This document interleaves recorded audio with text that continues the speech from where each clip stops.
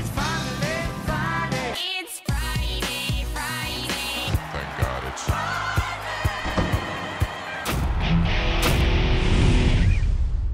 Welcome to the Belmont Stakes edition of the Friday Show, presented by Woodbine Racetrack. I'm Scott Jagow, along with Ray Paulick. We're glad to have you with us. Coming up, of course, we're going to talk about the Belmont Stakes. We've also got a couple of undercard picks for you. But first, we got a sneak preview of Songbird on the backstretch. Now, Ray, Songbird has been away from racing since the Breeders' Cup. Long time. But I am no expert on horse flesh, but when she came out of the barn, oh my goodness, she looks unbelievable. She looks like a monster, doesn't she? She just looks terrific. Been off a long time, been working really well. I think she looks spectacular, but what do I know? Let's talk to the guy that really knows, Jerry Hollendorfer. The trainer's opinion doesn't count because I'm prejudiced, but Mike Smith tells me when he's been working her that she's better than last year. He thinks that she's bigger and stronger, and he's been very happy the way that he wants her to go in the morning, and that makes him very happy. And so I'm using Mike for part of my support group. All right, so it's curious, though, that Songbird could have stayed in California instead of shipping all the way across country for her 2017 debut. What do you think went into that decision? Well, I think it's great, first of all, that they're shipping her across country to show her off on a big day. She's a champion. She deserves this kind of a day in front of a big crowd that we're going to have on Saturday. But you know, Rick Porter and Jerry Hollendorfer had other thoughts on it, and so we asked about that and what may be down the road as well.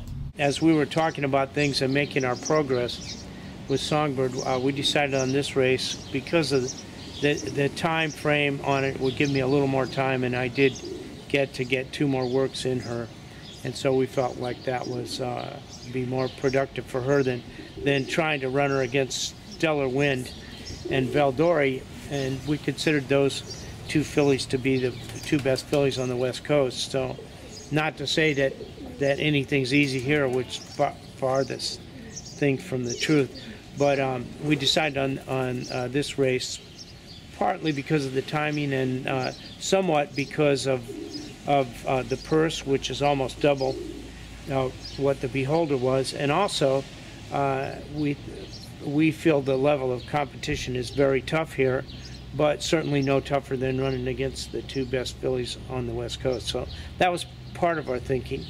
I know trainers don't like to make plans beyond a race that is coming up, but have you kind of looked through the rest of the year and under ideal situation what you would do? Mr. Porter would dearly love to run in Delaware, which is home grounds for him.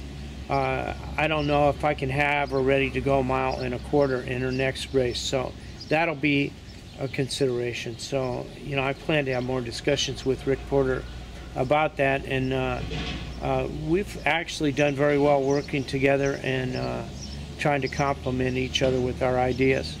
Well, no matter what happens the rest of the year, it's very exciting to have Songbird back on the track. And once people see her in the paddock, she'll probably get bet down to about 1 to 9. Yeah, that's not the best betting race of the day, I don't think, but there are so many. So many great races on this card. It's kind of like the second best betting day to Breeders' Cup Saturday. So if you had to pick a race you're honing in on, which one would it be? I want them all. Just give me one. All right. The Met Mile. I love the Met Mile every year. It's just one of the best races on the racing calendar, I think, for older horses. And this year, Awesome Slew is coming up to the Met Mile. They figured out that this horse wants to be a 1-turn, 7-furlong mile horse. Tremendous stretch run. I'm a little worried about Sharp Azteca getting an easy lead, but Awesome Slew will be running late under Joel Rosario. He's kind of like Honor Code, who won the Met Mile a few years ago and got a good pace set up. Just screamed home. It was a great performance. I can see your logic there. I like the Woody Stevens, 7 furlongs, 3-year-olds. It's a really deep field, and I have a long shot for you. It's my play of the day. His name is Gold for the King. Now, he is a state bred. He's a New York bred. Okay. But his figures are very competitive with the rest of the field. He's trained by Charlton Baker, who's kind of a sneaky guy. He's only won a couple of Greatest Stakes, but one of them was the True North last year, Belmont Stakes weekend, with Joking at 10 to 1. Jose Ortiz is on. I mean, I love this pick. 15-1, Gold for the King, my play of the day. All right, let's move on to the Belmont. All right. The big one. Who do you like? I'm not sure. Dartboard? Were you just... Yeah. Yeah. I took McCracken in the Derby. He ran terrible. Took Classic Empire in the Preakness. He ran a huge race, just got beat. I'm really confused by this race. It's not a race for favorites traditionally. No. We've got a tepid favorite, an Irish War Cry. Tappert really figures. I really don't know who's going to win this race. But you're going to give me a pick, right? Eventually. All right, I'll tell you what. Irish War Cry really wasn't going to be the favorite with Classic Empire in. He might not have been the second choice. Yeah. But his running style suits the Belmont.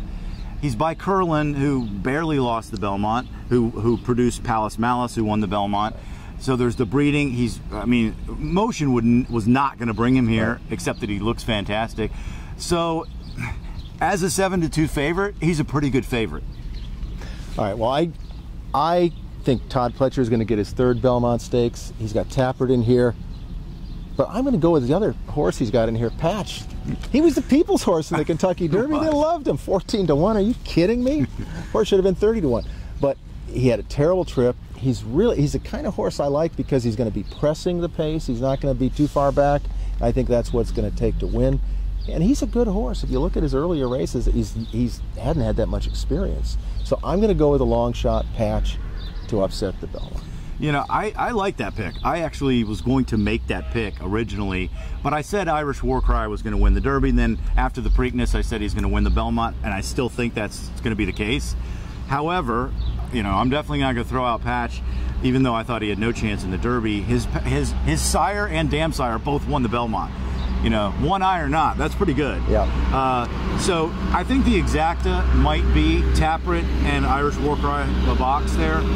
But I'll give you two other horses that are very interesting at long shot prices. Gormley, who's got the right, sort of plodding running style, pedigree to go all day long, and Senior Investment has looked really good over the surface. And Kenny McPeak. 71 Sarava a few years ago. That's right. So those are a couple. J. Boys Echo also could run well, but I think I'm just down to those horses in terms of superfecta or trifecta plays or whatever. All right, what do you think about the Belmont Stakes? Take the poll on our website, paulickreport.com. You got anything else? That's it for me. All right. Thanks for joining us. Friday show presented by Woodbine Racetrack. Good luck with your bets and enjoy the races.